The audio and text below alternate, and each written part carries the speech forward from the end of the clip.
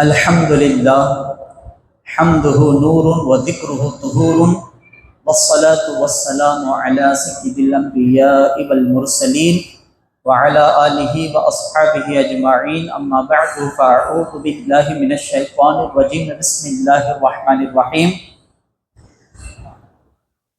اہدنا الصراط المستقیم صراط الذین انعمت علیہم غیر المغضوب علیہم ولا الضالین صدق اللہ العظیم وصدق رسولہ النبی الامین والمتین الکریم ونحن علی ذلک لمن الشاہدین والشاکرین والذاکرین والحمد للہ رب العالمین۔ محترم دوستو، ایک مرتبہ درود و سلام پڑھ لے۔ اللہم صلی علی محمد وعلی آل محمد وبارک وسلم۔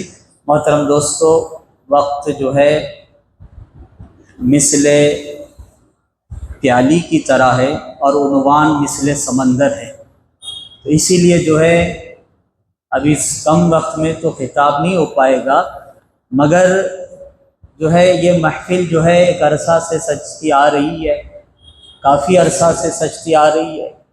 اللہ تعالیٰ جو ہے سب کی خدمات کو قبول فرمائے۔ اب ایک بات ذہن میں رکھیے، ہم اللہ کے فضل سے سنی مسلمان ہیں، ہمارے یہاں مزار سے پھول اٹھا کے کھانا برکت سمجھا جاتا ہے۔ کیا سمجھا جاتا ہے؟ کس سے؟ مزار سے پھول اٹھا کر کھانا برکت سمجھا جاتا ہے، اور جتنا زور دیا جاتا ہے، جتنا زیادہ برکت سمجھا جاتا ہے، کاش کہ ہم لوگ اس ولی اللہ کے کردار کے موتی کو اٹھانا بھی برکت سمجھتے ہیں، جتنا پھول اٹھا کے کھانا برکت سمجھتے ہیں۔ کیا اٹھا کے کھانا؟ سمجھ آئی نہیں آئی بات؟ کیونکہ ہم نے اللہ والوں کی شخصیات کو چادروں اور پھولوں میں دفن کر دیا ہے، چھپا دیا ہے ہم نے۔ اب اعلیٰ حضرت رحمہ اللہ، میں صرف فاضل بریلوی نہیں کہوں گا، فاضل عرب و عجم، وہ کیا ہے؟ بعض لوگ دیکھیے، یہ جو فاضل بول کے بعد میں جو کہتے ہیں نا، اس میں بعض اوقات انداز تحقیرانہ بھی ہوتا ہے، اس لیے ہم ان کو صرف فاضل بریلوی نہیں کہتے۔ اچھا، میں پھر یہ بھی کہہ رہا ہوں کہ تھوڑی دیر کے لیے غیر جانبدار ہو جائے آپ۔ کیا ہو جائیں؟ آپ میں سے ہو سکتا ہے مختلف خانقاہوں سے ہو، مختلف جو ہے نظریات، اہل سنت میں بھی بٹے ہوئے ہیں نا، ہو سکتا ہے نا یہ سب مختلف ہو۔ میں اس لیے کہہ رہا ہوں کہ تھوڑی دیر کیا ہو جائیے، کسی جانب مت ٹھہریے، غیر جانبدار ہو جائیے، اور یہ یاد رکھیے کہ اعلیٰ حضرت صرف رضوی خانقاہ کے نہیں ہیں، اعلیٰ حضرت تمام خانقاہوں کے۔ اعلیٰ حضرت کیا ہے؟ چاہے قادری ہو، چشتی ہو، سہروردی ہو، نقشبندی ہو، اور جتنے بھی خانقاہیں سلاسل ہے نا، جہاں جہاں ولی اللہ کا آستانہ ہے، اس آستانے میں مدفون اللہ کے نیک بندے کی عزت اور اس کی ناموس پر پہرا دینے والی ہستی کا نام امام محمد رضا خان ہے۔ اس لیے اس ہستی کو آپ ایک خانقاہ کی چار دیواریوں میں بند نہیں کر سکتے۔ یہ تاریخی ظلم ہے کہ اس ہستی کو بریلی کی خانقاہ کی چار دیواریوں میں بند کر دیا گیا۔ حقیقت یہ ہے کہ وہ کوئی فاضل بریلوی نہیں ہے، وہ فاضل عرب و عجم ہے، وہ عرب کے بھی فاضل ہے، وہ عجم کے بھی فاضل ہے۔ اچھا، اب بات سمجھیں، کیونکہ دیکھیے ہم بھی پہلے اعلیٰ حضرت کو سن کے بیان کرتے تھے، مگر آج اللہ کے فضل سے پڑھ کے بیان کرتے ہیں اعلیٰ حضرت کو۔ اسی لیے دیکھو، سن کے تو آپ کچھ بھی سنائیں گے، اور سنانے والے بھی عجیب عجیب ہے، آپ کو جس کی سمجھ میں آ گئی آپ اس کا سنانا شروع کر دیں گے، یہ بھی ہے نا سن کے بولنا۔ اسی لیے اعلیٰ درجہ کی بات تو یہ ہے کہ آپ پڑھ کے سمجھیں۔ کس سے سمجھیں؟ پڑھ کے۔ اچھا، ٹائم کتنا ہے؟ فاتح اعلیٰ حضرت رحمہ اللہ تعالی جو ہے ورضی المولا جو ہے فاضل عرب و عجم جو ہے، آپ جہاں عشق رسول میں ڈوبے ہوئے ہیں، وہیں پر بہت عظیم اپنے وقت کے عارف باللہ بھی ہے۔ کیا ہیں؟ یہ لقب ہی نہیں بیان کیا جاتا آپ کے، کیونکہ فتویٰ دینے والوں کو عارف باللہ نہیں سمجھتے لوگ۔ کس کو؟ میں صحیح کہہ رہا ہوں کہ غلط؟ फिर ये जितने भी आरिफ बिल्ला फिर रहे ना मार्केट में, ये सब क्या बोलते हैं? जो हुजूर के कदमों में बैठा नहीं वो आरिफ कैसा हुआ बोलते। और हम कहते हैं कि अहमद रजा खान अलैहि रहमा वो हस्ती है जिनकी एक एक सांस हुजूर के कदमों में है। तो उस हस्ती को आरिफ बिल्ला का लक़ब क्यों नहीं दिया जाता? नए उन्होंने फतवे दिए, तो फतवे किसके तहफ़्फ़ुज़ में दिए? फतवे भी तो देखो, फतवों से हुआ क्या है, कैसा इंकलाब आया है। अच्छा मोहतरम दोस्तों, आला हजरत रहिमहुल्लाह जहां एक बहुत अजीम आशिक रसूल है, वहीं पर एक बहुत अजीम मवहिद है। क्या है वो? बोलिए।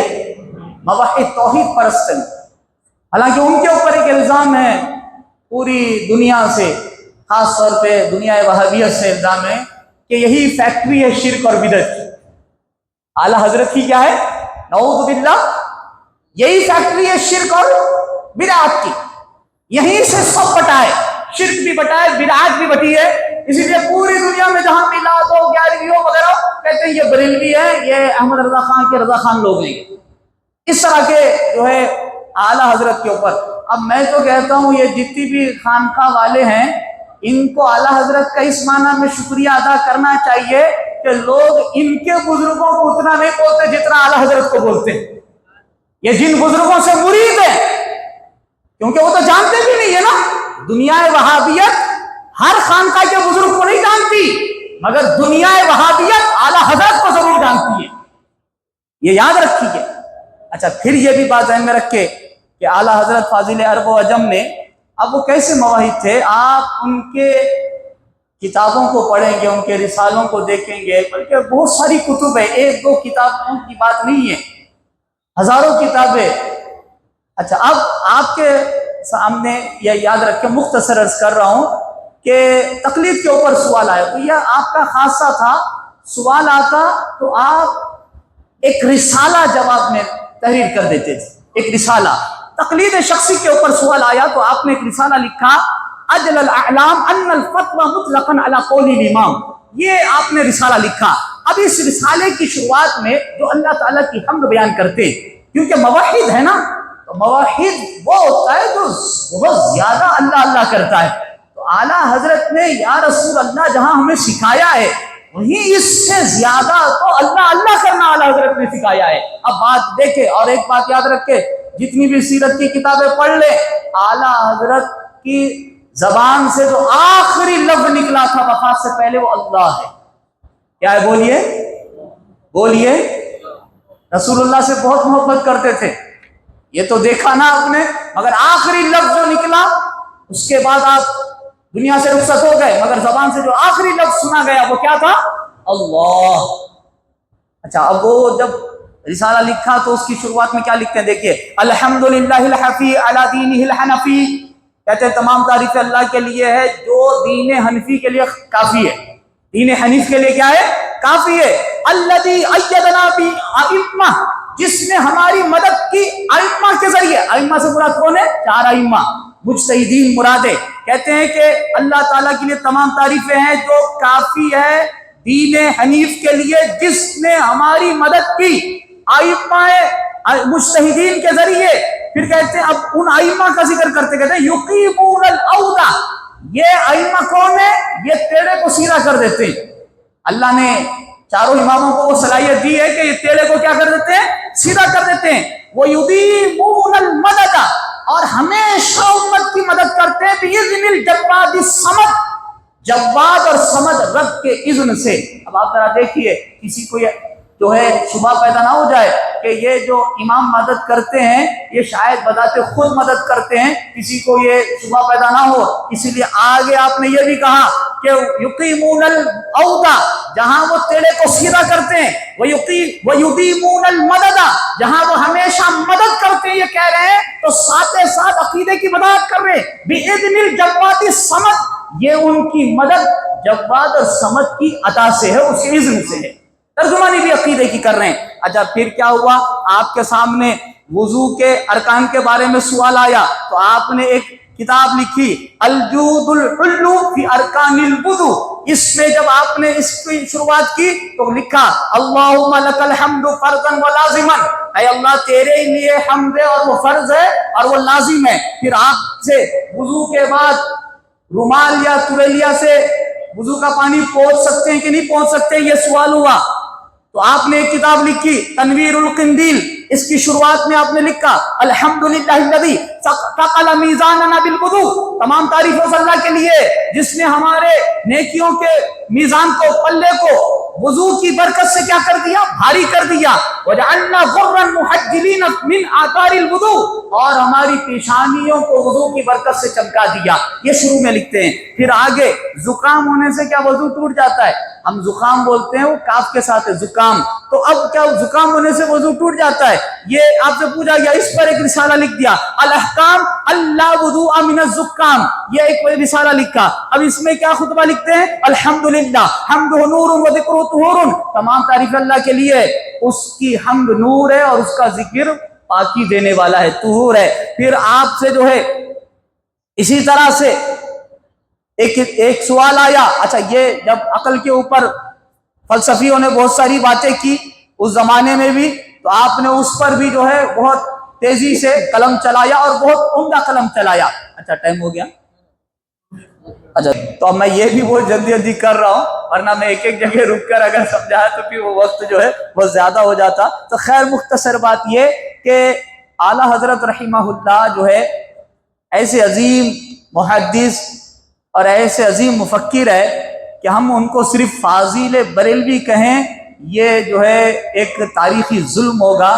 وہ فاضل بریلوی نہیں, وہ فاضل عرب و عجم ہے.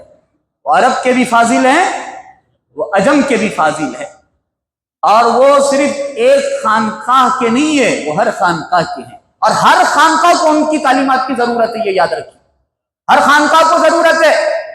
ایسا نہیں ہے کہ کوئی یہ کہے کہ نہیں نہیں ہمارے پاس ہمارے بڑوں کا نقش قدم ہے, تو ہم کہیں گے کہ آپ کے جب بڑے تھے اس وقت وہ فتنے نہیں تھے, اسی لیے آپ کو بھی موجودہ دور اور یہ 100 جو سال گزرے, یہ جو 100ویں صدی, یہ جو گزری ہے صدی, اس میں جتنے فتنے آئے, اور اس کے تعلق سے جب سوال ہوا تھا توحید کے اوپر, تو اعلیٰ حضرت نے اس پر بھی ایک کتاب لکھی تھی الطراز المعلم, اور یہ مولوین کے لیے بھی تھی خاص طور پہ.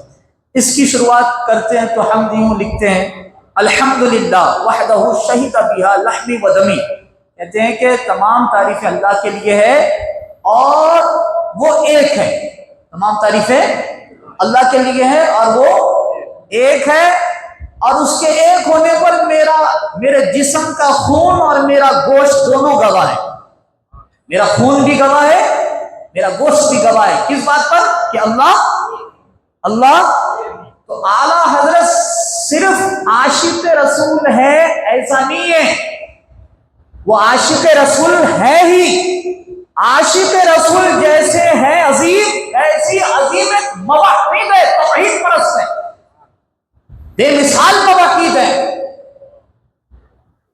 آپ کو معلوم ہونا چاہیے اعلیٰ حضرت کے پاس ایک سوال آیا, عورت کو بانجھ کرنا کیسا ہے؟ کیا کرنا؟ عورت کو بانجھ کرنا, یعنی وہ آپریشن کراتے ہیں نا, بچے اس نہیں ہوتے تو پہلے سب سے پہلے کانگریس لے کے آئی تھی یہ ہم دو ہمارے دو, بولنے کیا تھے ہم دو, اسی میں یہ ہوتے تھے آپریشن وغیرہ, مردوں کا بھی ہوتا تھا عورتوں کا بھی ہوتا تھا. اب بچے نہیں کچھ نہیں, بانجھ کر دینا, کیا بولتے ہیں اس کو, کیا بولتے ہیں بانجھ. جس کو بچے نہیں ہوتے ان کو کیا بولتے ہیں بانجھ. تو یہ کیسا ہے بانجھ کرنا, یہ پوچھا گیا سوال. اعلیٰ حضرت نے اس کا جواب لکھا ہے. جواب میں کیا لکھتے ہیں وہ سنی. لکھتے ہیں بانجھ کرنا اللہ تعالیٰ کے اختیار میں. کیا کہتے ہیں بانجھ کرنا, بولیے. اب اعلیٰ حضرت کو معلوم ہے کہ پوچھنے والا مسلمان ہے. اعلیٰ حضرت آج کل کے یہ جو لٹو ٹائپ کے مواحد گلی گلی میں پھرتے نہیں, ویسے تھوڑی ہے جو تم کیسا بولے بندہ کر سکتا بانجھ, بندوں کے اختیار میں ہے کیا, یہ بات بولنا شرک ہے. اعلیٰ حضرت یہ نہیں بولے. اعلیٰ حضرت جانتے ہیں کہ پوچھنے والا مسلمان ہے, تو اعلی حضرت پہلے مسلمان ہے تو اس کو عقیدہ بتا رہے ہیں، پانچ کرنا اللہ کے اختیار میں. کس کے اختیار میں؟ بولو. پانچ کرنا پہلے عقیدہ بتا رہے ہیں کہ پانچ کرنا کس کے اختیار میں؟ اللہ کے اختیار میں. پھر کہتے ہیں بشر کی طاقت نہیں، پانچ کرنا بشر کی طاقت نہیں. پھر کہتے ہیں ثبوت، آپ نے ثبوت میں قرآن کریم کی آیت نوٹ کی، سورہ شورى کی آیت نمبر جو ہے 49 اور 50 ہے. آپ نے قرآن کی آیت نوٹ کی فتوے میں اپنے، یجعل من یشاء عقیما، عقیم کا مطلب ہے بانج. تو اللہ تعالیٰ جس کو چاہتا ہے بانج کرتا ہے. یہ قرآن میں اللہ تعالیٰ نے جو فرمایا، اللہ جسے چاہتا ہے کیا کرتا ہے؟ بانج کرتا ہے. تو اعلیٰ حضرت نے پہلے مسئلہ بتاتے ہوئے کہا کہ بانج کرنا یہ اللہ کے اختیار میں، بندے کو اس پر کوئی قدرت کوئی طاقت نہیں. پھر قرآن کی آیت لے آئے. اچھا اب آگے کیا کہتے ہیں؟ ہاں ایسی دوا کا استعمال، ہاں ایسی دوا کا استعمال جس سے حمل نہ ہو پائے. ہوتا ہے نا بعض اوقات عورت زیادہ بچے نہیں جن سکتی، کمزور ہوتی ہے، ڈاکٹرز بھی بول دیتے ہیں کہ نہیں بھائی اب نہیں، اب احتیاط کیجئے. تو اب اس کا حل یہ نہیں ہے کہ جو ہے بانج کر دیا جائے عورت کو، آپریشن کر دیا جائے. کیوں بولے تو 2 بچے ہیں، اب آپریشن کر دو. اب یہ 2 بچے کل انتقال ہو گیا تو یہ 2 بچے جو ہے بول نہیں سکتے نا بھائی کل کیا ہوتا. اب یہ دونوں بچے کل کے دن دنیا سے رخصت ہو گئے تو پھر وہ عورت کیا کرے گی جو بانج ہو گئی؟ اسی لیے آپ نے فرمایا ہاں اگر کوئی ایسا عذر ہے، عورت 2 سے زیادہ نہیں کر سکتی، یعنی وقتی طور پہ کمزور ہے یا کچھ نہ کچھ وجہ ہے، تو آپ کہتے ہیں کہ ایسی دوا کا استعمال. اچھا اس ٹائم پہ لوپ کا استعمال نہیں ہوتا تھا زیادہ. کس کا؟ بولیے، بولو جی جلدی. لوپ. آج کے دور میں اس کو آپ کانڈم سے پہچانتے ہیں. کس سے پہچانتے ہیں؟ ہاں یہ بھی ایک ذریعہ ہے جس سے رکتا ہے. سمجھ آ رہی ہے کہ نہیں؟ آ رہی ہے بات؟ نہیں آ رہی ہے آپ کو؟ آج میں آپ کو حدیث سناتا ہوں. سرکار دو جہاں صلی اللہ علیہ وسلم، آپ یہ نہ سمجھو کہ یہ کیسی حیا کے خلاف باتیں ہو رہی ہیں کہیں یہ سمجھیں گے کہیں یہ کیا حیا کے خلاف بات ہو رہی ہے. نہیں بھائی، آج کل مسلمان آپ بہت بڑی بڑی بے حیائی کر رہے ہیں حیا کا لباس پہن کے. سمجھ رہے ہیں کہ نہیں؟ ظالموں نے پہلی صف کی فضیلت پکڑی ہوئی ہے مسجد کے اندر. حرکتاں ایسے ہے، کاماں ایسے ہے ظالمانہ، مگر پہلی صف میں نماز پڑھنے کی فضیلت نہیں چھوڑتے ہیں. پہلی صف کیا، ایسے ظالموں کو آخری صف کی بھی فضیلت نہیں ملتی جب تک ظلم سے توبہ نہیں کریں گے. تو خیر مختصر بات یہ، رسول اللہ صلی اللہ علیہ وسلم کی بارگاہ میں صحابہ نے عرض کی یا رسول اللہ صلی اللہ علیہ وسلم، بعض اوقات ہم جو ہے کمزوری کے لحاظ سے عورت کا خیال کرتے ہوئے یہ نہیں چاہتے کہ وہ حاملہ ہو، تو اس صورت میں کیا کریں؟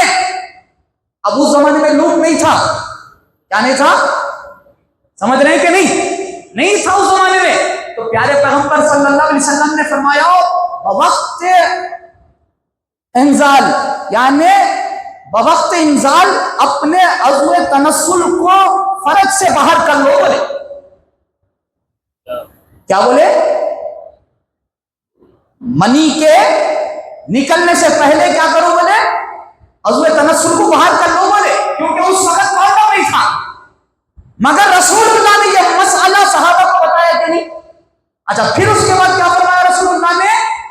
جو اولاد دنیا میں آنی ہے اللہ نے وہ مقدر کر دی ہے. بولے یعنی اب تم کتابی احتیاط کرو بچے نہیں ہونا بول کے، جس کو دنیا میں آنا ہے انہیں آ کے ہی رہتا. بولے سمجھ آئی کہ نہیں بات؟ تو خیر مختصر بات یہ، اب اعلیٰ حضرت اسی مسئلے کا ذکر کر رہے ہیں یہاں پر. کہہ رہے ہیں کہ ہاں ایسی دوا کا استعمال جس سے حمل نہ ہو پائے، ضرورت شدیدہ قابل قبول شرع ہو. کیا ہے؟ ضرورت شدیدہ قابل قبول شرع، یعنی شریعت بھی وہ ضرورت کو قبول کرتی، تو پھر ایسی دوا کا استعمال جائز ہے. ایسی دوا کا استعمال کیا ہے؟ اب دیکھیے آج کے دور میں لوگ جو ہے ضرورتاں بنا رہے، پھر کیا بول رہے مول صاحب ایسا مجبوری میں ایسا ہے کیا، شریعت میں چھوٹ ملتی کیا؟ وہ تو تیری مجبوری شریعت کو بھی قبول ہے کیا؟ دیکھ پہلے، سمجھ رہے؟ ضرورت شدیدہ قابل قبول شرع، ایسی شدید ضرورت جو شریعت کو قبول ہو۔ مگر آج کے دور میں لوگوں کا معاملہ ایسا ہے کہ مجبوریاں پیدا کرتے ہیں یہ لوگ، معذور رہتے نہیں بنتے لوگ، اور بن کے آگے بولتے بہت بھی حضور میں شریعت چھوڑ دیتی کیا؟ سمجھ آئی بات؟ آئی نہیں آئی تھی؟ ہاں تو دیکھو آج کے دور میں دین کو بیچ کے کھانے والے بہت ہیں۔ کیا کرنے والے؟ بولو جی، اچھے سے بولو۔ بیچ کے کھانے والے بہت ہے۔ مفتی وہ ہے جو مسائل کے بتانے والے، مگر آج ایسے بھی ہیں جو مفت کا کھانے والے۔ سمجھ آ رہی ہے کہ نہیں بات؟ تو اعلیٰ حضرت ان مفتیوں میں سے نہیں ہے۔ اعلیٰ حضرت ایک ایسی ہستی ہے، آپ کو معلوم ہونا چاہیے کہ فاضل عرب و عجم یہ پیور پٹھان ہے۔ کیا ہے؟ وہ نام کے آگے لگا لینے والے پٹھان نہیں، پیور پٹھان۔ اور پھر یہ بھی معلوم ہونا چاہیے قبیلہ بڑیچ سے ان کا تعلق ہے، قندھار کے رہنے والے تھے ان کے آبا و اجداد۔ اور آپ کو یہ بھی معلوم ہونا چاہیے ان کے جد اعلیٰ، اعلیٰ حضرت کے جد اعلیٰ سعید اللہ خان، یہ قندھار سے سلطنت مغلیہ کے دور میں محمد شاہ جو بادشاہ تھا اس کے ساتھ قندھار سے انڈیا آئے تھے، اس طرف آئے تھے ہند کی طرف۔ اور آپ کو یہ بھی معلوم ہونا چاہیے آپ کے جو جد اعلیٰ اعلیٰ حضرت کے بریلی کے اس وقت کے ان کو وزارت ملی تھی، وزارت۔ اور اعلیٰ حضرت کے جو دادا ہیں، دادا کے والد حضرت قاضی علی خان، یہ کون ہے معلوم؟ یہ بدایوں کے تحصیلدار تھے۔ یہ بدایوں کے کیا تھے؟ یہ تحصیلدار تھے، بڑے زمیندار تھے، بڑے مالدار گھرانے میں اعلیٰ حضرت پیدا ہوئے تھے، شاہی گھرانے میں انہوں نے جنم لیا، پٹھان تھے قبیلے کے لحاظ سے۔ اور آپ کو معلوم ہونا چاہیے اسی گھرانے میں سب سے پہلے جو حافظ قرآن ہوئے وہ قاضی علی خان ہیں۔ کون ہے وہ؟ ان کے بیٹے ہیں رضا علی خان۔ کون ہے؟ اعلیٰ حضرت کے دادا، اعلیٰ حضرت کے کون ہے؟ ہاں، رضا علی خان۔ ان کے بیٹے ہیں نقی علی خان۔ سب سے پہلے برٹش کا دور تھا اس ٹائم۔ کس کا دور تھا؟ برٹش۔ اس ٹائم پہ سب سے پہلے تحریک آزادی کا وہاں سے بریلی سے افتتاح اور آغاز کرنے والی ہستی حضرت نقی علی خان رحمۃ اللہ علیہ تھے، اعلیٰ حضرت کے والد۔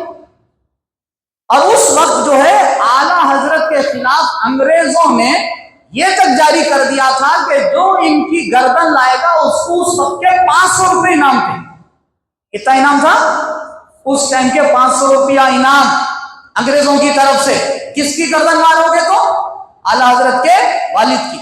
سب سے پہلے بر صغیر ہند و پاک میں دارالفتہ قائم کرنے والی ذات اعلیٰ حضرت کے والد ہے۔ اس وقت کوئی بھی دارالفتہ نہیں تھا، نہ دارالعلوم دیوبند تھا، نہ اس وقت ادھر بر صغیر یہاں پہ جامع نظامیہ کا بھی قیام نہیں ہوا تھا۔ اس ٹائم کی بات کر رہا ہوں میں، جامع نظامیہ بھی یہاں پہ نہیں تھا، دارالعلوم دیوبند بھی نہیں تھا، ابھی اعلیٰ حضرت بھی نہیں تھے۔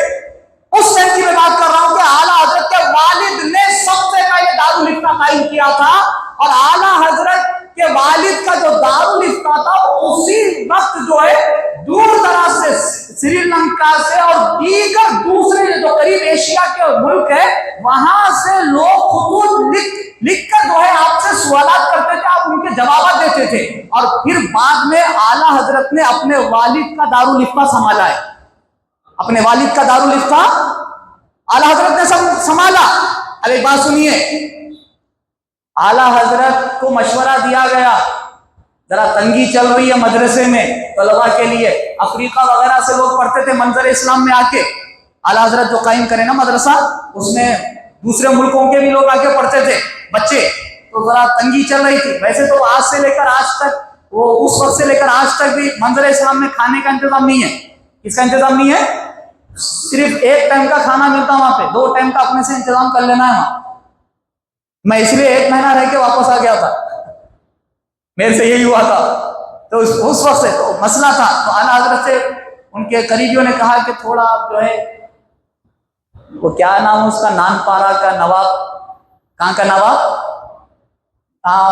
اس کے شان میں لوگ قصیدے لکھ رہے, شاعر آپ بہت دے رہے ہوں, نواب بانٹتے تھے نا, بہت دے رہے. تو ذرا آپ بھی ایک آدھ لکھ دیجئے, آپ اتنے بڑے شاعر ہیں, تاکہ وہ نان پارا کا نواب شگوش ہو جائے, کچھ دے دے, مدرسے کو تعاون ہو جائے گا. اچھا یہ دیکھو, اعلیٰ حضرت اپنے لیے نہیں, مدرسے کے لیے تو لکھ سکتے تھے نا. کس کے لیے بولو؟ دیکھو ایک ہوتا, میں آپ کو بول رہا ہوں, دیکھو میرے کو جو ہے 1 BH کی ضرورت ہے, 2 BH کی ضرورت ہے, میری مدد کرو. آپ نہ کرتے, پوچھ رہا ہوں کرتے, ہاں کئی کو کریں گے. مطلب اب وہ کیا ہے کہ عقیدت مند آدمی بولیں گا ہاؤ صاحب بولیں, وہ الگ بات ہے. مگر عام پبلک میں اگر ہم یہ کہیں کہ میرے کو 2 کمروں کا گھر ہونا ہے, 50 گز کا گھر ہونا ہے, دیتے. تو ایک طریقہ یہ ہے, اور ایک طریقہ کیا معلوم, ایسا نہیں دیتے نا, اپنے کو چھوٹی خانقاہ ڈالنا ہے. کیا ڈالنا ہے؟ ایک مختصر کیا ڈالنا ہے بولو, خانقاہ ڈالنا ہے, یعنی ایک چھوٹا مدرسہ ڈالنا ہے.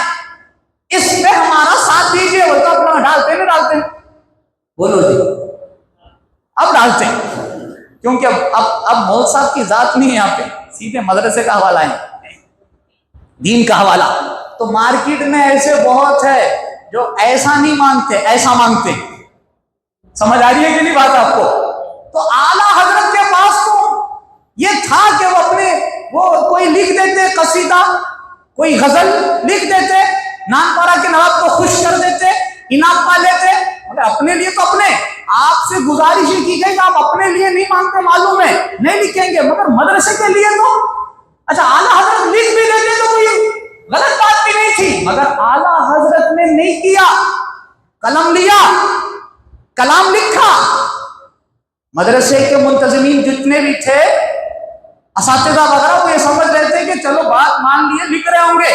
مگر جب ان کے ہاتھوں میں کاغذ آیا تو کیا لکھا, وہ کمال حسن حضور ہے کہ گمان نقش جہاں نہیں, یہی پھول خار سے دور ہے, یہی شمع ہے کہ دھواں نہیں. اور کیا کہتے ہیں اس میں, کروں مدح اہل تمل رضا, ہاں یہ دولت مند لوگوں کی مدح, پڑے اس بلا میں میری بلا, میں گدا ہوں اپنے قریب کا, میرا دین پارا ہے نان نہیں. بات سمجھ آئی آپ کو؟ نہیں سمجھ آئی شاید. میں نے اس لیے شروع میں جملہ کہا تھا, ہم جتنا جاتے نا درگاہ کو, کون نہیں جاتے, سب جاتے, جا کے پھول اٹھا کے کھاتے, کیا سمجھ کے بولو, کوئی آستانہ نہیں چھوڑے ہوں گے, جاتے برکت سمجھ کے پھول اٹھاتے. تو جتنا مزار سے گلاب کا پھول یا اس کی پتی کو اٹھانا برکت سمجھے, کیا اتنا ہی اس ولی اللہ کے کردار کے موتی کو اٹھانا برکت سمجھے؟ ان کے کردار اور ان کی شخصیت کو تو پھولوں میں دفن کر کے رکھ دیا, چادروں میں دفن کر کے رکھ دیا. اور یہ عجیب سنیت ہے ان کی, چادر چڑھاتے جاؤ, پھول ڈالتے جاؤ. یہ سنیت نہیں ہے, یہ یاد رکھیے. اسی لیے کئی خانقاہوں میں اعلیٰ حضرت کا نام تیر کی طرح کام کرتا ہے, قبول نہیں کرتے. وہ کیوں؟ اعلیٰ حضرت پھول کے دکانوں پہ تالا لگائے سو ہے, اعلیٰ حضرت غلافوں کی دکانوں پہ تالا لگائے سو ہے. اور یہ جو الزام ہے نا, یہ احمد رضا خان نے چادر چڑھانا سکھا دیا, پھول ڈالنا سکھا دیا, ایسی ویسی بدعتیں انہوں نے ایجاد کی. اگر فتاوی رضیہ پڑھو گے تو وہابی بھی پریشان ہو جائے گا, کہے گا یار ہم تو بہت کم بولتے ہیں خرافات کے بارے میں, تو سب سے زیادہ احمد رضا خان نے لکھا ہے خرافات کے رد میں. خیر, نظامیہ گئے کبھی آپ, جامع نظامیہ, وہاں پہ پھول کے دکانیں دیکھیں, کئی کو نہیں دکھتے. چادر چڑھانے کی دکانیں ہیں وہاں پہ عرس کے موقع پہ عورتوں کو دیکھیں, ہوتا نا وہاں بھی تو عرس ہوتا ہے, سوک ہے نا, وہاں پہ بھی ایک ولی اللہ کا آستانہ موجود ہے نا, مگر وہاں کچھ ایسا ہے ہے کہ نہیں؟ بول ہے نہیں ہے نا. نہ تو پھول کی دکان ہے، نہ چادر کی دکان ہے، نہ عرس کے موقع پہ ایسے کوئی خرافات وہاں ہے. وہاں پہ آپ کو علماء ملیں گے، حفاظ ملیں گے، مفتیان اکرام ملیں گے، قصیدہ ہو رہا ہے، یہ ہو رہا ہے، وہ ہو رہا ہے، عبادت کے جو بھی ہے، عقیدت کے کام ہو رہے ہیں. بتانے کا مقصد یہ ہے شرعی عرس دیکھنا ہے. اگر حیدرآباد میں تو نظامیہ جانا، اور اگر شرعی عرس دیکھنا ہے پوری دنیا میں تو بریلی جانا. شرعی طور پہ جو عرس ہوتا ہے.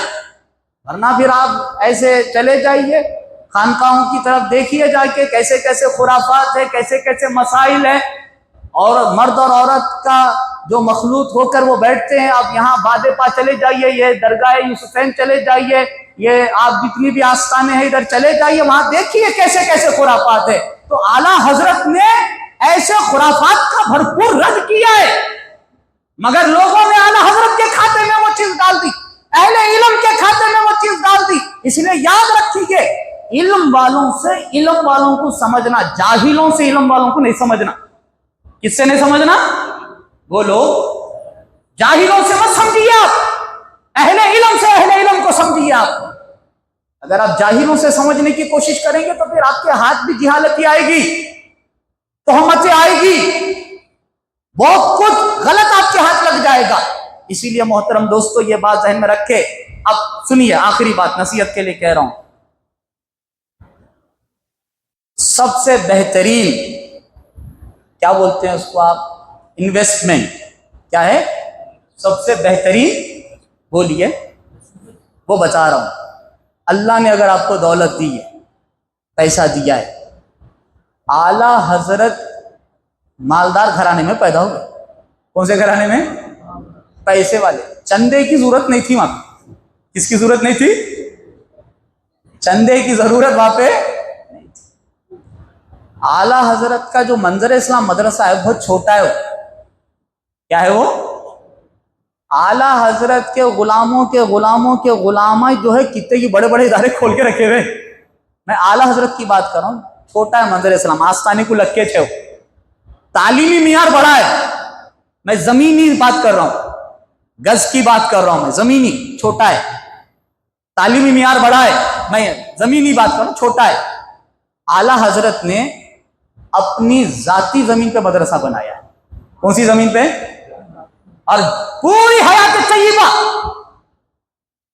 آپ نے اپنے ذاتی مال سے اس کو سنبھالا ہے.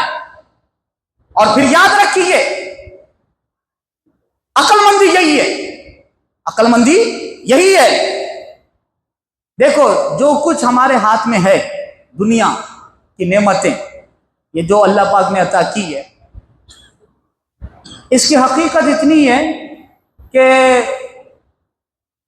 ویران ہونے کے لیے تعمیر کرو اور فنا ہونے کے لیے ایجاد کرو. فنا ہونے کے لیے اس کی حقیقت اتنی ہے.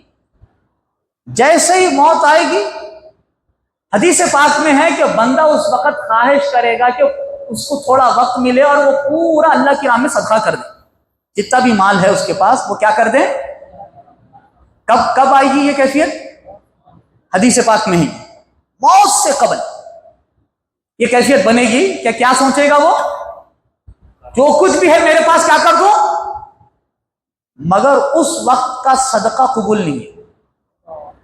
اس وقت کا صدقہ بولو قبول نہیں ہے. اس وقت کا صدقہ. اب بات سمجھے، وہ وقت آنے سے پہلے کرنا ہے. وہ وقت آنے سے پہلے کرنا ہے. اس وقت تو خواہش ہوگی کہ سارا کچھ اللہ کی راہ میں دے دوں تو کتنا اچھا ہو، میری آخرت سنور جائے گی. مگر اس وقت کا صدقہ قابل قبول نہیں ہوگا. مگر آپ ایک بات یاد رکھیے، بہترین انویسٹمنٹ بتا رہا ہوں. جو اپنے پاس مال رکھتے ہیں، دولت رکھتے ہیں، وہ اپنے بچوں کو عالم اور فاضل بنائیں. کیا بنائیں؟ بولیے. اعلیٰ حضرت کا گھرانہ کون سا ہے؟ زمیندار لوگ ہیں، پیسے والے لوگ ہیں. اب بچے کیا بنے نا. اب دیکھو، جب باپ چھوڑ کے جاتا نا دنیا میں جو کچھ ہے، یہ کیا ہو جاتا؟ وراثت. کیا بن گیا؟ یہ بیٹوں کے ہاتھ میں آیا، وراثت کی صورت میں. آیا نا. اب ان لوگ اگر ان لوگوں کے اندر دین ہے تو صحیح استعمال ہو جائے گا. اگر دین نہیں ہے تو ان لوگوں کے اندر، وارثوں کے اندر صحیح استعمال ہوتا ہے اس کا؟ بولو بولو جی. اگر اولاد عیاش ہے تو پھر وہ اپنی وراثت پائے گی، اپنی وہ وراثت. اچھا دیکھو، چھوڑ کے یہ جائے گا، جتنا چھوڑ کے گیا اس کا حساب اس کو دینا ہے. ایسا نہیں کہ یہ صاحب جا کے بولیں گے نہیں اللہ پاک وہ تو بچے لے لیے ان لوگوں کے ہاتھ میں چلے گیا تھا، اس کا حساب میں کیسا دوں. ایسا نہیں ہے. آپ جتنا چھوڑ کے مرے وہ کل کا کل حساب دینا ہے. بچے جب وارث بن جائیں گے تو پھر بچوں کا حساب بنے گا، اس میں پھر ان کا الگ سے حساب ہوگا. یہ یاد رکھیے. اچھا آپ بات سمجھیے.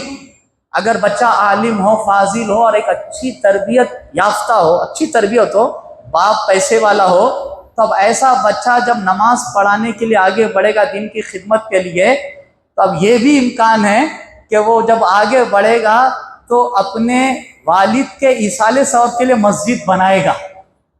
یا تو والد خود بنا دیں گے اور بولیں گے بیٹے ہم نے مسجد اپنے ایصال ثواب، اپنے باپ دادا کے ایصال ثواب کے لیے بنائی ہے، یہ مدرسہ بنایا ہے کیونکہ تم دین جانتے ہو، اب تم یہاں خدمت کرو. اور بیٹے تمہیں تو دنیا کے بارے میں سوچنے کی حاجت اور ضرورت نہیں ہے، اللہ کے فضل سے ہمیں اللہ نے بہت نوازا ہے اور ہم اس کو دیگر مقامات پہ انویسٹ کر کے رکھتے ہیں، اس سے آمدنی بھی ہوتی رہے گی. بیٹے بغیر کسی معاوضہ کے تم نماز پڑھانا، دین کی خدمت کرنا.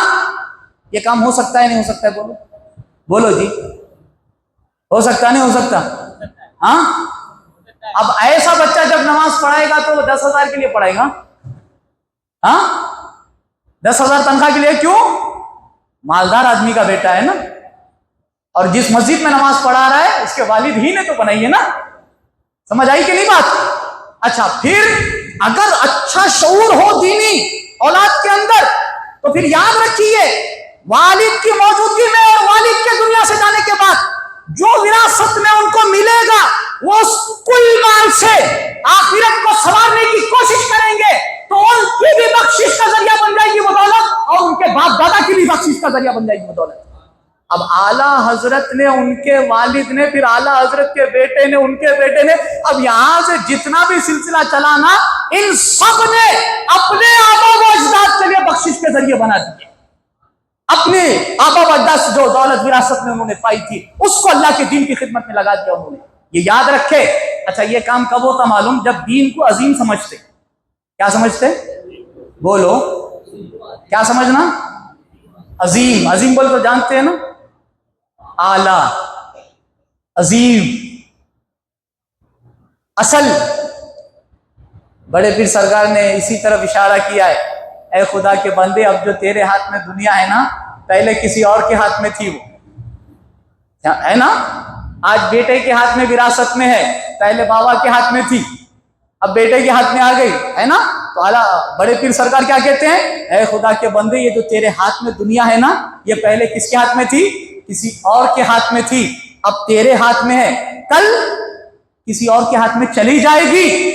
تو پھر بڑے پیر سرکار کہتے ہیں جب تک تیرے ہاتھ میں ہے آخرت سوار لے. بول کیا بولے؟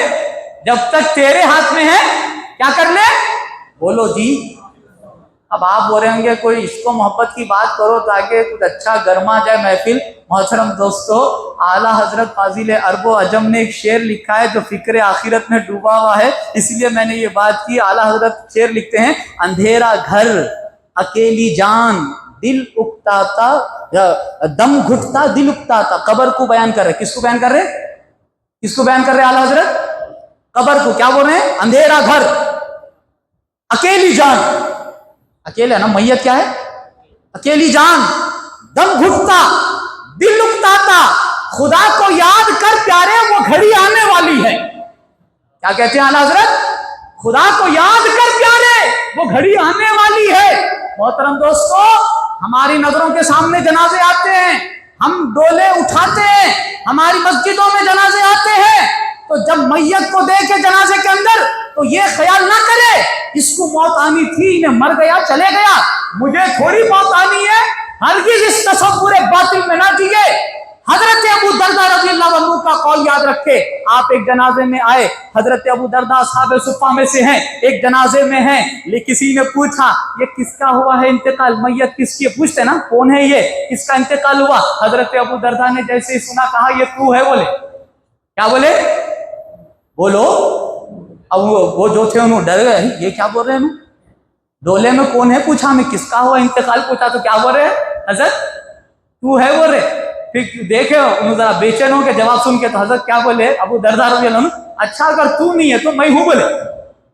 यानी हर डोले में अपने को तसव्वुर करो, हर जनाजे में अपने को तसव्वुर करो, इस बातिल और बेवकूफाना सोच में कभी मुब्तला नहीं होना कि मौत जो डोले में है उसको मौत आनी थी, उसको आई, उन्हें चले गया और तुझे नहीं आएगी। और याद रखो जो मरा ना डोले में है ना, उन्हें भी शायद हमारे जैसी सोचता था होगा, उन्हें भी क्या सोचता था होगा, अरे उनको मौत आनी थी, उन्हें चले गए, अपन थोड़ी जाने वाले, अभी बहुत टाइम है अपने पास।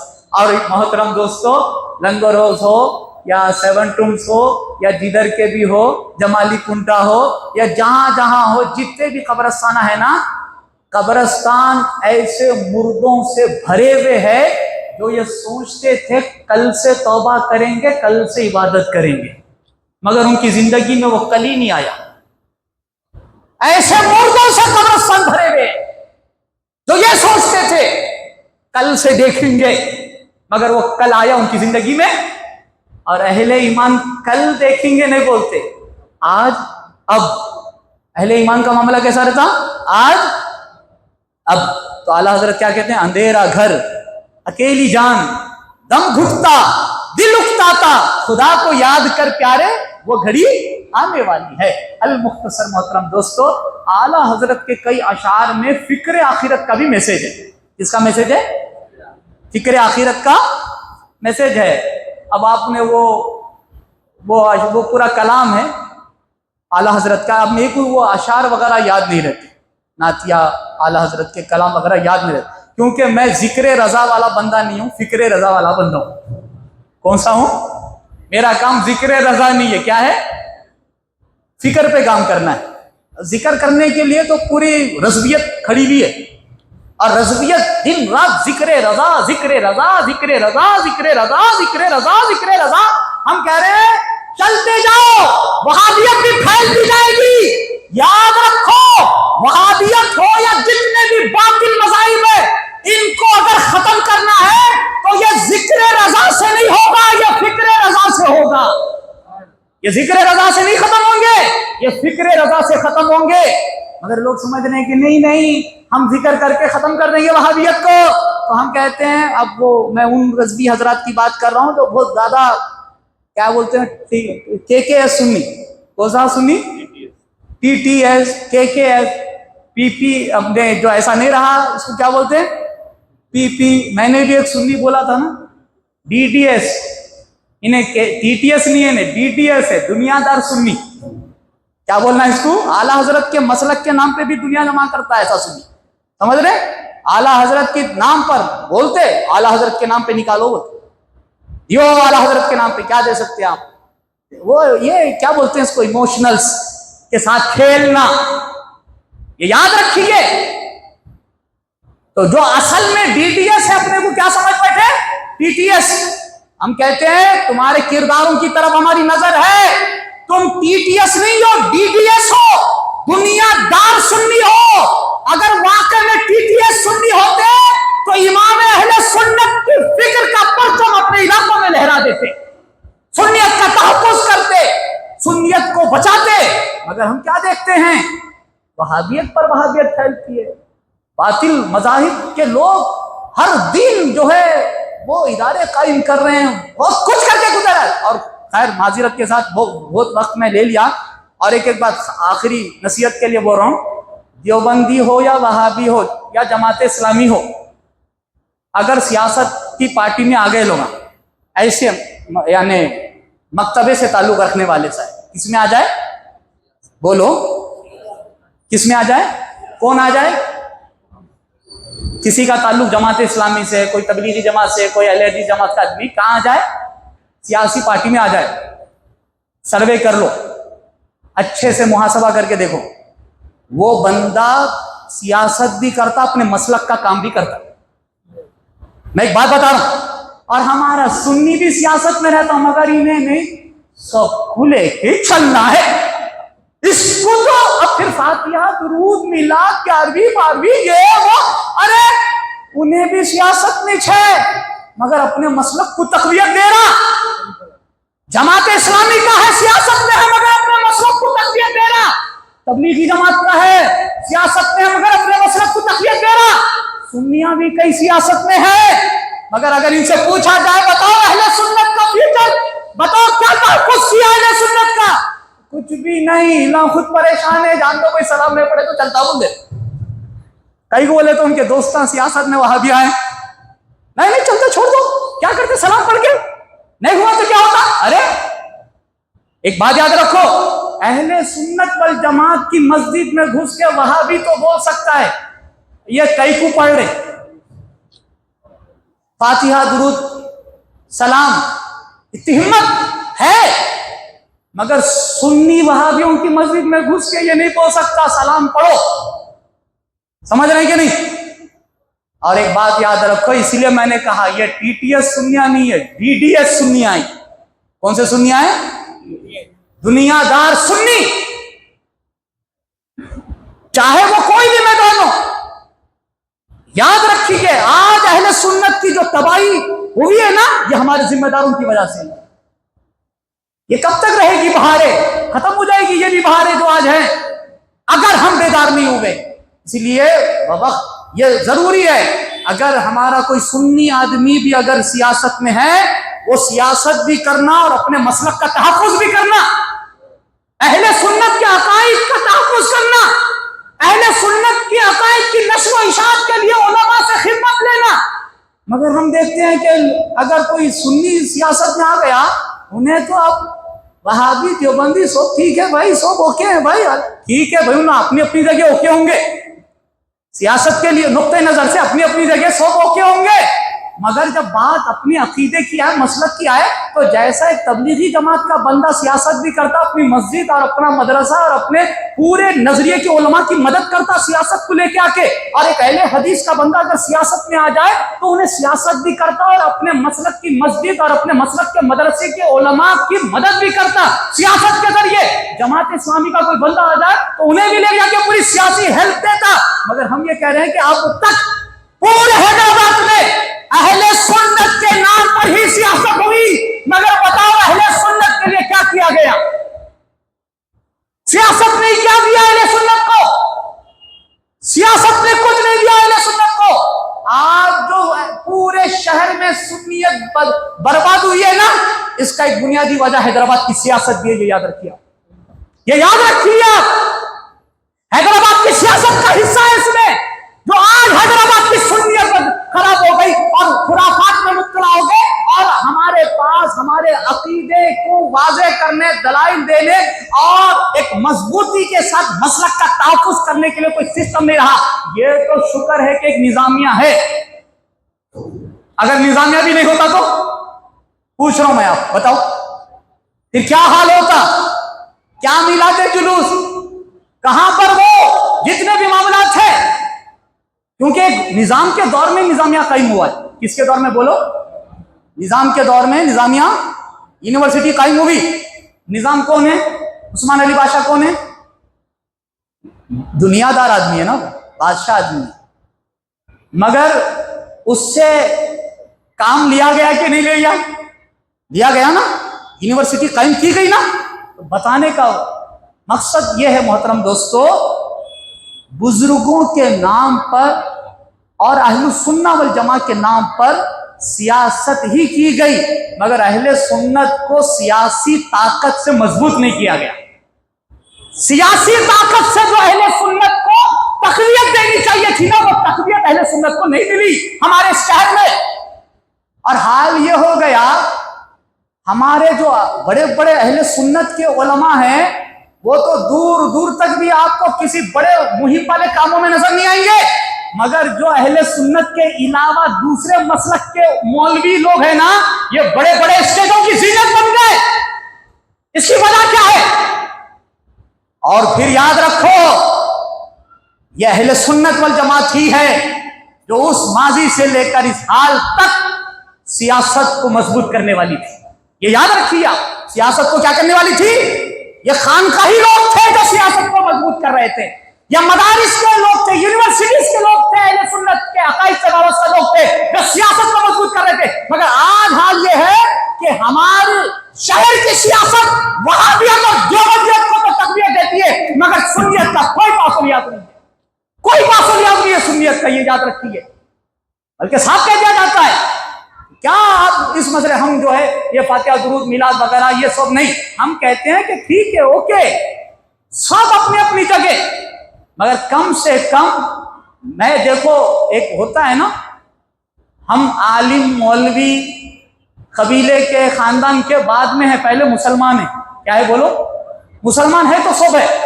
اور ہم یہ بھی جانتے ہیں کہ مسلمان کے عقائد و نظریات میں سب سے اصلی جو ہے ترجمان وہ اہل سنت والجماعت ہے. اہل سنت نے جو ترجمانی کی ہے مسلمان کے عقائد و نظریات میں, ایسی ترجمانی کسی نے نہیں کی ہے. تو عقیدے کا تحفظ تو اہل سنت والجماعت سے ہے.